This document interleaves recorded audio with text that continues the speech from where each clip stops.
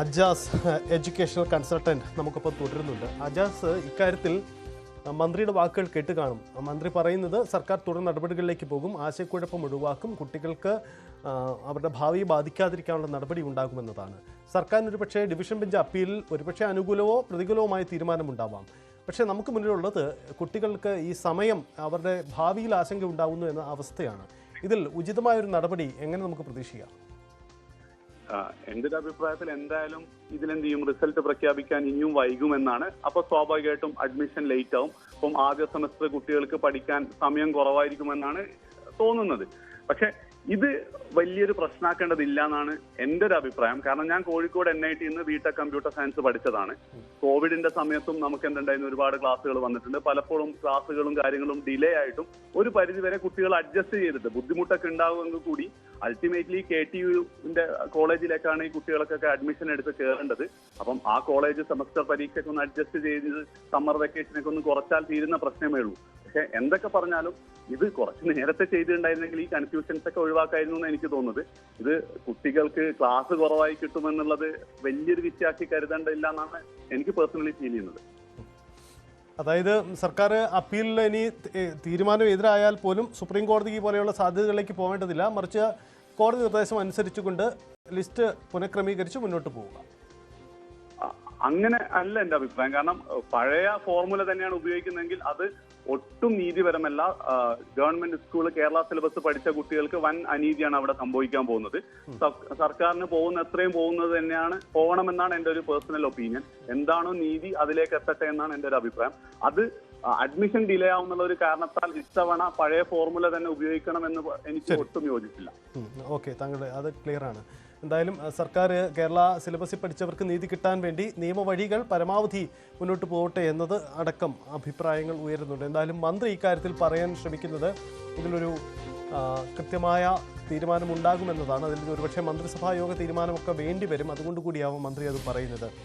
അജാസ്, ഒരു കാര്യം, ഇത് കുട്ടികളുടെ അവരുടെ ഭാവിയെ ബാധിക്കുന്ന ഒരു വിഷയത്തിൽ ആർജവമുള്ള, കരുതലുള്ള, ജാഗ്രതയുള്ള ഒരു നടപടി ഇല്ലാതെ പോയി സർക്കാരിൻ്റെ ഭാഗത്ത് എന്നൊരു വിഷയം കൂടി ഉണ്ടായിട്ടില്ലേ? 100%. ഇത് സർക്കാരിന്റെ ഭാഗത്താണോന്ന് എനിക്കറിയില്ല. കാരണം ഇതൊരു ഉദ്യോഗസ്ഥ തലത്തിൽ ചെയ്യേണ്ട ഒരു കാര്യമാണ്. അപ്പം ഒരു വർഷം അവർക്ക് ശരിക്കും സമയമുണ്ടായിരുന്നു.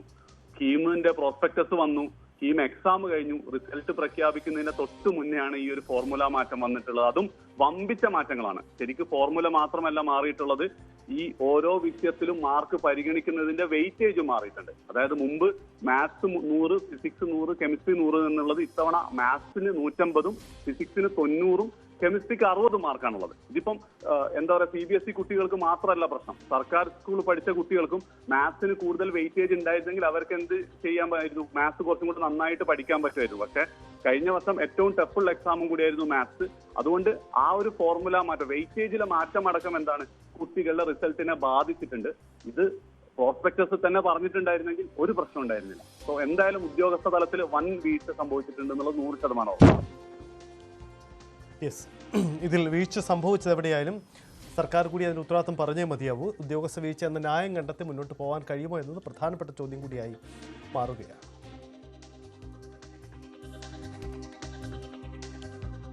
മഞ്ജുഷ് ഗോപാൽ തുടരുന്നു. മഞ്ജുഷ്, ഇതുവരെയുള്ള അവസ്ഥ മന്ത്രി വിശദീകരിക്കുന്നത് അപ്പീലിലേക്ക് എന്ന് തന്നെയാണ്. പക്ഷേ അപ്പീൽ നടത്തിയാൽ ഹൈക്കോടതി, ഡിവിഷൻ ബെഞ്ച് അംഗീകരിച്ചില്ലെങ്കിൽ സുപ്രീം കോടതി, അങ്ങനെ ഒരു ചോയ്സ് ഉണ്ട്. അതുവരെ സർക്കാർ കടക്കാനുള്ള സാധ്യതയുണ്ടോ? ഇത് സർക്കാർ ശരിക്കും വെട്ടിലായിരിക്കുകയാണ്. മന്ത്രി ആർ ബിന്ദുവിന്റെ വാക്കുകളിൽ നിന്ന് തന്നെ കാര്യങ്ങൾ വ്യക്തമാണ്. ഇത് ബുദ്ധിമുട്ടുള്ള ഒരു നിയമ പോരാട്ടമായിരിക്കും എന്ന കാര്യം ഇപ്പോൾ ഉന്നത വിദ്യാഭ്യാസ മന്ത്രിക്ക് വ്യക്തമായിട്ടുണ്ട്. അതിനാൽ തന്നെയാണ് മന്ത്രി പറഞ്ഞത് ഇതിൽ നിയമസാധ്യതയുണ്ട്, അതായത് അപ്പീൽ സാധ്യതയുണ്ട് എന്ന് മന്ത്രി പറയുമ്പോഴും ആ ആത്മവിശ്വാസം പറയുന്നില്ല.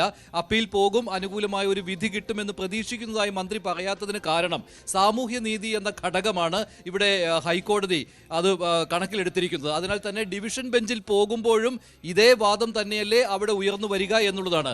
CBSE സ്ട്രീമിൽ പഠിക്കുകയും റാങ്ക് ലിസ്റ്റിൽ ഇടം കിട്ടുകയും ചെയ്ത ഹന ഫാത്തിമ എന്നുള്ള വിദ്യാർത്ഥിനിയാണ് കോടതിയെ സമീപിച്ചത്. ഹന ഫാത്തിമയുടെ പരാതി അംഗീകരിച്ചുകൊണ്ടാണ് ഹൈക്കോടതി സിംഗിൾ ജഡ്ജി ഇങ്ങനെ ഒരു ഉത്തരവ് പ്രകടിപ്പിച്ചത്. ഈ റാങ്ക് ലിസ്റ്റ് ശരിയല്ല, ഈ റാങ്ക് ലിസ്റ്റ് പുനഃപരിശോധിക്കണം എന്നാണ് ഹൈക്കോടതി പറഞ്ഞിരിക്കുന്നത്. മറ്റൊരു കാര്യം കൂടിയുണ്ട്. ഈ എഞ്ചിനീയറിംഗ് പ്രവേശനത്തിലുള്ള അവസാന തീയതി എന്ന് പറയുന്നത് ഓഗസ്റ്റ് 25-ാം തീയതിയാണ്. ആ തീയതിക്ക് മുൻപായിട്ട് എഞ്ചിനീയറിംഗ് പ്രവേശന നടപടികൾ പൂർത്തീകരിക്കേണ്ടതുണ്ട്. അതല്ല എങ്കിൽ പിന്നീട് കൂടുതൽ സങ്കീർണമായിട്ട് എഞ്ചിനീയറിംഗ് പ്രവേശന നടപടികൾ നീണ്ടുപോകും എന്നുള്ള കാര്യവും സംസ്ഥാന സർക്കാരിന് അറിയാം. അതിനാൽ ഒരു നിയമ പോരാട്ടത്തിന് പോവുകയാണെങ്കിൽ അങ്ങനെ ഒരു പ്രശ്നം കൂടി സർക്കാരിന്റെ മുന്നിലുണ്ട്. അപ്പോൾ ഇപ്പോൾ നിലവിലുള്ള കാര്യം എന്ന് പറയുന്നത് പ്രോസ്പെക്ടസിൽ പറഞ്ഞിരിക്കുന്ന അതേ ഫോർമുല അനുസരിച്ചുകൊണ്ട് തന്നെ റാങ്ക് ലിസ്റ്റ് തയ്യാറാക്കുക എന്നുള്ളതാണ്. അപ്പോൾ നിയമപരമായി അതിൽ തെറ്റ് വരില്ല. പക്ഷേ മറ്റൊരു കാര്യം അവിടെ നിലനിൽക്കും. ഇതുവരെ കേരള സിലബസുകാർക്ക് കിട്ടിയിരുന്ന അവഗണന, കേരള സിലബസുകാർക്കുണ്ടായിരുന്ന അവഗണന അത് തുടരുകയും ചെയ്യും. ഈ റാങ്ക് ലിസ്റ്റ് തകിടം മറിയും. ഇപ്പോൾ ആദ്യത്തെ 5000 റാങ്കുകാരെ എടുത്താൽ 76,000 കുട്ടികളാണ് ഈ റാങ്ക് ലിസ്റ്റിൽ ഇടം പിടിച്ചിരിക്കുന്നത്. അതിൽ ആദ്യത്തെ 5000 റാങ്കുകാരെ എടുത്താൽ അതിൽ കൂടുതലും കേരള സിലബസിൽ ഉള്ളവരാണ്. അതിനേക്കാൾ കുറവാണ് CBSE സിലബസിൽ ഉള്ളവർ. ഇതുവരെ CBSE സിലബസിൽ ഉള്ളവരായിരുന്നു ആദ്യത്തെ 5000 റാങ്കുകാരെ എടുത്തു കഴിഞ്ഞാൽ കൂടുതലും ഉണ്ടായിരുന്നത്. കേരള സിലബസുകാർ പിന്തള്ളപ്പെടുകയായിരുന്നു. ഇത്തവണ മറിച്ചു വന്നത് കേരള സിലബസുകാർക്ക് ആശ്വാസമായിരുന്നു. പക്ഷേ പഴയ ഫോർമുലയിലേക്ക് പോവുകയാണെങ്കിൽ സ്വാഭാവികമായിട്ടും മന്ത്രി അക്കാര്യം വ്യക്തമാക്കുകയും ചെയ്തുവല്ലോ, 35 മാർക്ക് വരെ നഷ്ടപ്പെട്ടിട്ടുണ്ട്. ചിലർക്ക് 27 മാർക്ക്, 25 മാർക്ക് ഒക്കെ നഷ്ടപ്പെട്ടിട്ടുണ്ട് കേരള സിലബസിൽ പഠിച്ചവർക്ക്. അതേസമയം 7 മാർക്ക് വരെ കൂടുതൽ കിട്ടിയിട്ടുണ്ട് CBSE സിലബസിൽ പഠിച്ചവർക്ക്. അതേ രീതി തുടരേണ്ടി വരും. അപ്പോൾ വീണ്ടും വിവേചനം വരുന്നു. അവിടെ കേരള സിലബസുകാർ പിന്തള്ളപ്പെടുകയും ചെയ്യും. ഹൈക്കോടതി ഇതിനു മുൻപും ഈ കേസ് പരിഗണിച്ചതാണ്. അന്ന് ഈ കേസ് പരിഗണിച്ച സമയത്ത് ഹൈക്കോടതി പറഞ്ഞത് എല്ലാ സ്ട്രീമിലും പഠിച്ച വിദ്യാർത്ഥികൾക്ക് അവരെ ഒരേപോലെ കണ്ടുകൊണ്ടുള്ള ഒരു റാങ്ക് ലിസ്റ്റ് ആയിരിക്കണം തയ്യാറാക്കേണ്ടത്. അവിടെ വിവേചനം പാടില്ല എന്ന്. അതനുസരിച്ചാണ് റാങ്ക് ലിസ്റ്റ് തയ്യാറാക്കുന്ന പ്രക്രിയയുമായി സംസ്ഥാന സർക്കാർ മുന്നോട്ട് പോയത്. പക്ഷേ ഇപ്പോൾ കോടതി ഇത് വീണ്ടും പരിഗണിച്ചപ്പോൾ കോടതിക്ക് മനസ്സിലായി ഇവിടെ CBSE സ്ട്രീമിൽ പഠിച്ച വിദ്യാർത്ഥികൾക്ക് അവഗണന നേരിട്ടു, അവർക്ക് വിവേചനം നേരിട്ടു, അവർ പിന്തള്ളപ്പെട്ടു പോയിരിക്കുകയാണ് എന്നുള്ള കാര്യം. സ്വാഭാവികമായിട്ടും ഹൈക്കോടതിക്ക് അങ്ങനെ ഒരു തീരുമാനം എടുക്കുവാനേ പറ്റുകയുള്ളൂ. അതല്ലായിരുന്നുവെങ്കിൽ പ്രോസ്പെക്ടസിൽ തന്നെ ഉണ്ടാകണമായിരുന്നു ഇന്ന ഫോർമുല വെച്ചുകൊണ്ടാണ് ഞങ്ങൾ റാങ്ക് ലിസ്റ്റ് തയ്യാറാക്കുന്നത് എന്ന്. അതുണ്ടായില്ല. പക്ഷെ മന്ത്രി ഇപ്പോൾ പറയുന്ന ഒരു കാര്യമുണ്ട്, പ്രോസ്പെക്ടസിൽ ആവശ്യമായ തിരുത്തലുകൾ വരുത്താവുന്നതാണ് എന്നുള്ള ഒരു വ്യവസ്ഥ ഉണ്ട് എന്ന്. അതിനാൽ തന്നെ സംസ്ഥാന സർക്കാർ നേരത്തെ ഈ ഉന്നത വിദ്യാഭ്യാസ മന്ത്രി കീമിന്റെ റാങ്ക് ലിസ്റ്റ് പ്രസിദ്ധീകരിക്കുന്ന സമയത്തും പറഞ്ഞത് അതാണ്. പ്രോസ്പെക്ടസിൽ വേണ്ടത്ര തിരുത്തൽ വരുത്തുവാനുള്ള അനുമതി കൊടുത്തിട്ടുണ്ട്. അത് ക്യാബിനറ്റ് ഡിസിഷനാണ് എന്നുള്ള കാര്യവും മന്ത്രി അന്ന് പറഞ്ഞതാണ്. പക്ഷേ അതിപ്പോൾ ഹൈക്കോടതി അംഗീകരിച്ചിട്ടില്ല എന്നതാണ് ഏറ്റവും പ്രധാനപ്പെട്ട കാര്യം. അപ്പോൾ ഡിവിഷൻ ബെഞ്ച് മുൻപാകെ വന്നാലും ഈ നിയമ പോരാട്ടം തുടരും എന്നുള്ള പേടി ഇപ്പോൾ സംസ്ഥാന സർക്കാരിനുണ്ട്. അത് വിദ്യാർത്ഥികൾക്ക് കൂടുതൽ ആശങ്ക ഉണ്ടാക്കുന്ന കാര്യമാണ്. കാരണം മൊത്തത്തിൽ എഞ്ചിനീയറിംഗ് പ്രവേശന നടപടികൾ പാളും, റാങ്ക് ലിസ്റ്റ് തയ്യാറാക്കുന്നത് വീണ്ടും വൈകും. അതാണ് ഇപ്പോഴത്തെ പ്രശ്നം. എന്തായാലും നാളെ മന്ത്രിസഭാ യോഗം ഉണ്ട്. ഈ മന്ത്രിസഭാ യോഗത്തിൽ നിർണായകമായ ഒരു തീരുമാനത്തിലേക്ക് വരേണ്ടി വരും. അതിപ്പോൾ പഴയ രീതി അനുസരിച്ച്, കഴിഞ്ഞ വർഷങ്ങളിലെ പോലെയുള്ള രീതി അനുസരിച്ചാണെങ്കിൽ വീണ്ടും കേരള സിലബസുകാർക്ക് ഒരു അവഗണന നേരിടുന്ന അവസ്ഥയിലേക്ക് വരും. അതിനുള്ള മറുപടി സംസ്ഥാന സർക്കാർ കൊടുക്കേണ്ടി വരും. പൊതുവിദ്യാലയങ്ങളിലേക്ക് വിദ്യാർത്ഥികളെ ആകർഷിക്കുന്ന ഒരു സമയമാണിത്. പൊതുവിദ്യാലയങ്ങളുടെ നേട്ടങ്ങൾ ആവർത്തിച്ച് പറയുന്നതാണ്.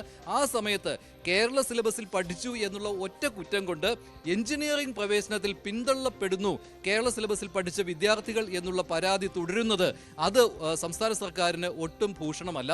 ആ ഒരു പ്രശ്നം സംസ്ഥാന സർക്കാരിന് മുന്നിൽ നിലനിൽക്കുകയും ചെയ്യും. എന്തായാലും അപ്പീൽ പോകും എന്ന് മന്ത്രി ഉറപ്പിച്ച് പറഞ്ഞിട്ടില്ല. അപ്പീൽ സാധ്യതയുണ്ട് എന്ന് മാത്രമാണ് മന്ത്രി പറഞ്ഞിട്ടുള്ളത്. മഞ്ജുഷ, ഒരു കാര്യം കൂടിയുള്ളത്, ഈ മന്ത്രി പറയുന്ന ഒരു കാര്യം, ഇരു സിലബസുകളിലും പഠിച്ചവർക്ക് നീതി ഉറപ്പാക്കുമെന്ന. ഒരുപക്ഷെ അതൊരു പ്രസ്താവനയ്ക്കപ്പുറത്തേക്ക് അത്തരം രണ്ടുപേരെയും തൃപ്തിപ്പെടുത്തിക്കൊണ്ടുള്ള തീരുമാനം ചുരുങ്ങിയത് ഈ ടൈമിലെങ്കിലും നമുക്ക് പ്രതീക്ഷിക്കേണ്ടതില്ല. അങ്ങനെ തന്നെയല്ലേ? ശരിയാണ്. അത് ഏത് സ്ട്രീമിൽ പഠിച്ചവർക്കും ഒരേപോലെ നീതി ഉറപ്പാക്കിക്കൊണ്ടുള്ള ഒരു കാര്യം ബുദ്ധിമുട്ടുള്ളതാണ്. ഇപ്പോഴത്തെ ഫോർമുല അങ്ങനെ തന്നെയാണ്. പക്ഷേ സർക്കാരിന് ഇനി അടിയന്തരമായി പരിഗണിക്കേണ്ടത്, വാക്കുകളിൽ അങ്ങനെ പറയാം, ഞങ്ങൾ ആർക്കും നേരെയും വിവേചനം കാട്ടുകയില്ല എന്ന്. പക്ഷേ വിവിധ സ്ട്രീമുകൾക്ക് വിവിധ രീതിയിലുള്ള പഠന രീതികളാണ്. അതുപോലെ തന്നെ സിലബസിലെ ബുദ്ധിമുട്ടുകൾ, പിന്നെ മറ്റുള്ള കാര്യം CBSEക്ക് മുഴുവൻ മാർക്ക് മേടിക്കുന്നത് ബുദ്ധിമുട്ടാണ് തുടങ്ങിയ പരാതികളൊക്കെ വരുന്നുണ്ട്. അപ്പോൾ ഞങ്ങൾക്ക് അവഗണന ഉണ്ടാകാൻ പാടില്ല എന്നുള്ള കാര്യം CBSE സ്കൂളുകൾ സിലബസിൽ പഠിച്ചവർ ഉന്നയിക്കും. തിരിച്ച് കേരള സിലബസിൽ ഉള്ളവർ ഞങ്ങൾക്ക് വിവേചനം ഉണ്ടാകരുത് എന്ന് പറയും. ആർക്കും വിവേചനം ഉണ്ടാകില്ല എന്ന് സംസ്ഥാന സർക്കാരും പറയും. പക്ഷേ മാർക്ക് ഏകീകരണം വരുമ്പോൾ ഒരു ഭാഗം വിദ്യാർത്ഥികൾക്ക് വിവേചനം നേരിടുന്ന ഒരു അവസ്ഥയാണ് കണ്ടുവരുന്നത്. അത് രണ്ട് ഫോർമുലകൾ സംസ്ഥാന സർക്കാർ അവലംബിച്ചപ്പോഴും ഇതിനു മുൻപുള്ള ഫോർമുലയിലും ഇപ്പോഴത്തെ ഫോർമുലയിലും ഒരേ രീതിയിൽ തന്നെ ആദ്യത്തേതിൽ കേരള സിലബസുകാർക്കും ഇപ്പോഴത്തേതിൽ CBSE സിലബസുകാർക്കും ബുദ്ധിമുട്ട് നേരിടേണ്ടി വന്നു. അതിനാൽ തന്നെ അങ്ങനെ ആർക്കും വിവേചനം ഉണ്ടാകാത്ത രീതിയിൽ കൊണ്ടുപോവുക സംസ്ഥാന സർക്കാരിന് മുന്നിൽ ബുദ്ധിമുട്ടുള്ള കാര്യം തന്നെയാണ്. അതുകൊണ്ട് തന്നെ ഇതൊരു വലിയ വെല്ലുവിളി എന്ന രീതിയിൽ തന്നെയാണ് സംസ്ഥാന സർക്കാരിന്റെ മുന്നിലുള്ളത്. നിലവിൽ പഴയ ഫോർമുലയിലേക്ക് തിരിച്ചു പോകേണ്ടി വരും എന്നുള്ള സൂചന തന്നെയാണ്. കാരണം നിലവിൽ സംസ്ഥാന സർക്കാരിന് മുന്നിൽ നിയമ പോരാട്ടമില്ലാതെ രക്ഷപ്പെടുക എന്ന് പറയുകയാണെങ്കിൽ അത് പഴയ ഫോർമുലയിൽ തന്നെ പോകേണ്ടി വരും. റാങ്ക് ലിസ്റ്റ് പുനഃക്രമീകരിക്കേണ്ടി വരും ഹൈക്കോടതിയുടെ നിർദ്ദേശത്തിനനുസരിച്ച് എന്നുള്ളതാണ് ഏറ്റവും പ്രധാനപ്പെട്ട കാര്യം. മറ്റൊരു കാര്യം കൂടിയുണ്ട്. റാങ്ക് ലിസ്റ്റ് പ്രസിദ്ധീകരിച്ചതാണ്, പ്രവേശന നടപടികളിലേക്ക് പോകുന്ന സമയമാണ്. വീണ്ടും കോടതിയിലേക്ക് ആരെങ്കിലും ഹർജിയുമായി പോയാൽ അവിടെ വീണ്ടും കോടതിക്ക് ഇടപെടേണ്ടി വരും. മുമ്പ് സ്വാശ്രയ കോളേജ് പ്രശ്നത്തിൽ, സ്വാശ്രയ മെഡിക്കൽ കോളേജുകളുടെയൊക്കെ വിഷയത്തിൽ വർഷങ്ങളോളം നീണ്ട നിയമ പോരാട്ടങ്ങളുണ്ട്. ചില വർഷങ്ങളിൽ പ്രവേശന നടപടികൾ വളരെയധികം നീണ്ടുപോയ കാലയളവുണ്ട്. അങ്ങനെ വീണ്ടും പ്രൊഫഷണൽ വിദ്യാഭ്യാസ സ്ഥാപനങ്ങളിലേക്കുള്ള പ്രവേശനത്തിൽ സംസ്ഥാന സർക്കാർ ഒരു വെല്ലുവിളി നേരിടുകയാണ്. കഴിഞ്ഞ വർഷങ്ങളിൽ അങ്ങനെ ഒരു വെല്ലുവിളി ഉണ്ടായിരുന്നില്ല. വളരെ സുഗമമായി തന്നെ പരാതികൾ ഉണ്ടായിരുന്നു എങ്കിൽ പോലും സുഗമമായി തന്നെ പ്രൊഫഷണൽ കോളേജുകളിലേക്കുള്ള പ്രവേശനം മുന്നോട്ട് പോയതാണ്. പക്ഷേ ഇത്തവണ വലിയ വെല്ലുവിളിയാണ്. ഏതാനും ദിവസങ്ങൾ കൂടി, ഒരു മാസവും പിന്നെ കുറച്ച് ദിവസവും കൂടി മാത്രമേ ഉള്ളൂ എഞ്ചിനീയറിംഗ് പ്രവേശന നടപടികൾ പൂർത്തിയാക്കാൻ. AICTEയുടെ അംഗീകാരമനുസരിച്ച്, അവരുടെ നിർദ്ദേശമനുസരിച്ച് ഓഗസ്റ്റ് 25-നകം നടപടികൾ പൂർത്തീകരിക്കേണ്ടതുണ്ട്. അല്ലെങ്കിൽ സ്പെഷ്യൽ പെർമിഷൻ എടുക്കേണ്ടി വരും. ഈ ഒരു സാഹചര്യം കൂടി സംസ്ഥാന സർക്കാരിന് മുന്നിലുണ്ട്. അതുകൊണ്ട് നിയമ പോരാട്ടം നീട്ടിക്കൊണ്ടു പോകുവാനും സംസ്ഥാന സർക്കാരിന് കഴിയില്ല. സജിത്ത്, യെസ്, അതാണ് സാഹചര്യം ഉണ്ടാകുന്നത്. മുഹമ്മദ്